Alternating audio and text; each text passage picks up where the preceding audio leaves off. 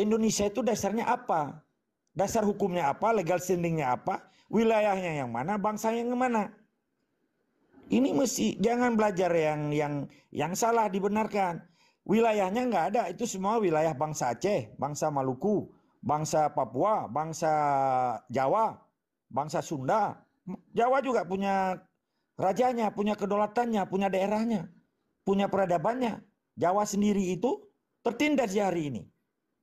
Jangan gara-gara Soekarno dari Sabang sampai Merauke bekas jajah Belanda dibilang itu wilayah Indonesia. Nggak bisa dong. Maka belajar sejarah deh. Ini bahaya Bang, ini. hormat Bang, hormat. Tunggu sebelum saya ambil kesimpulan.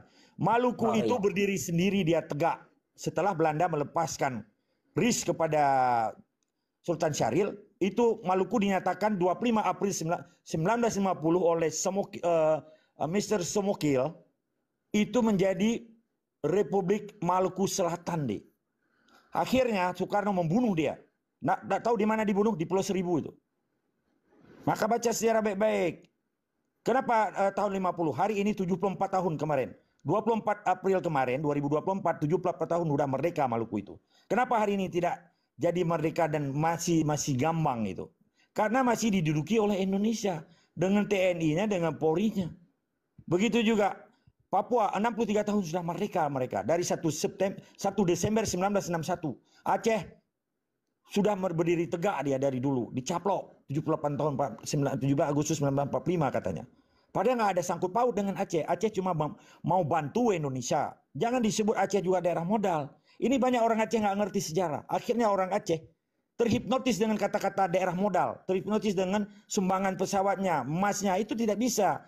Itu macam kita menghadiahkan atau kita menghibahkan harta kita kepada pengemis. Tangan kanan yang dikasih, tangan kiri kita nggak perlu tahu. Itu ikhlas namanya. Jadi mesti diletakkan sesuatu tempatnya pada dasar pemahaman itu sendiri. Jangan dicampur-campur. Jadi kalau ada orang Aceh hari ini gara-gara 2 pesawat, gara-gara emas kita sebagai daerah modal, itu salah.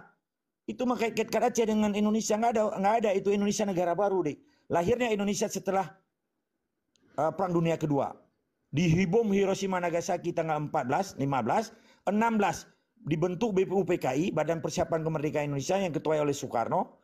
Habis itu tanggal 16 dirobek bendera, tinggal merah putih, birunya dibuang, bendera Belanda, dibilang Indonesia merdeka. Masa dalam 2 hari buat negara yang benar aja loh.